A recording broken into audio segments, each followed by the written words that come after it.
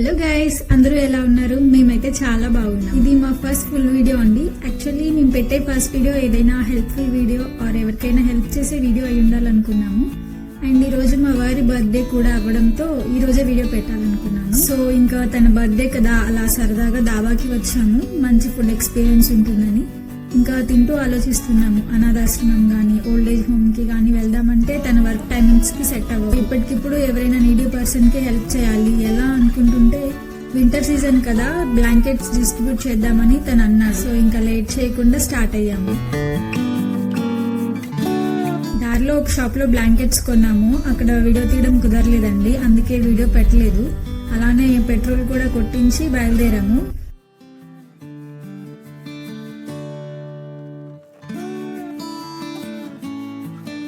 అలా వెళ్తుంటే దారిలో తెలిసిన అన్న వాళ్ళు కనబడ్డారండి. అలా కాసేపు వాళ్ళతో మాట్లాడాక వాళ్ళు కూడా మాతో వస్తామన్నారు.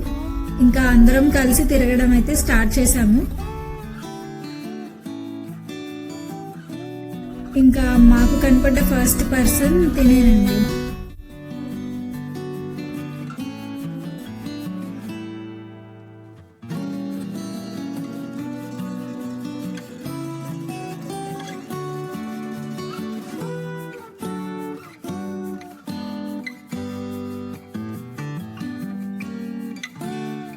యాక్చువల్ గా మిడ్ నైట్ కదా, నాకైతే మనసులో భయంగానే ఉందండి.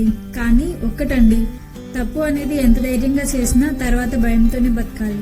అదే మంచి అనేది ఎంత భయంతో చేసినా తర్వాత ధైర్యంగానే బతుకుతాం. నేచరే సపోర్ట్ చేస్తుంది. చూడండి, ఇప్పుడు మేమిద్దరమే స్టార్ట్ అయ్యాం. అలాంటిది ఎప్పుడో కలిసిన అన్న వాళ్ళు కూడా మాకు సపోర్ట్ గా మాతో పాటు వస్తున్నారు. మనం చేసే పనిని బట్టి సపోర్ట్ అనేది ఎలా అయినా రావచ్చు.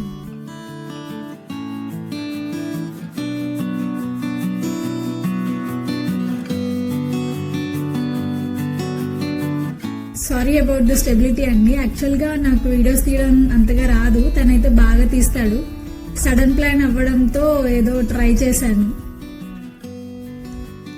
అండ్ మనకి బడ్జెట్ లో మంచి అవుట్పుట్ కోసం ఏమైనా సజెషన్స్ ఉంటే కామెంట్ చేయడం మాత్రం మర్చిపోకండి. ఇక్కడ నుండి ఫుల్ వీడియోస్ కూడా వస్తాయి.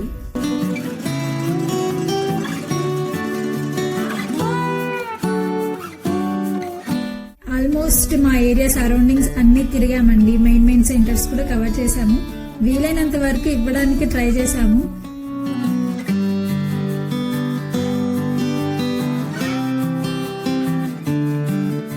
మేమైతే సాటిస్ఫైడ్ అండి. చాలా చాలా హ్యాపీ అనిపించింది. అండ్ ఫస్ట్ ఎక్స్పీరియన్స్ కదండి, మాకు ఒక మంచి మెమొరీ అవుతుంది. అండ్ మా గురించి చాలా మందిలో చాలా రకాల క్వశ్చన్స్ ఉన్నాయండి. అన్నిటికీ ఒక వీడియోలో ఆన్సర్ ఇస్తాము. ప్లాన్ చేస్తున్నాము, త్వరలోనే తీసుకొస్తాము.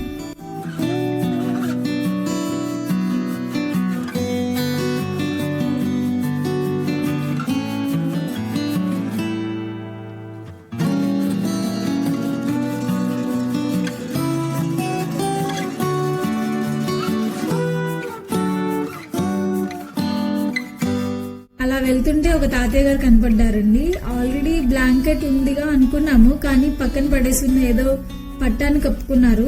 చలికైతే ఇబ్బంది పడుతున్నారని అర్థమైంది. ఇంకా మన దగ్గర ఉన్న బ్లాంకెట్ ని కప్పుతుంటే సడన్ గా ఏదో సౌండ్ చేశారు. ఒక్కసారిగా భయపడ్డాను నేనైతే.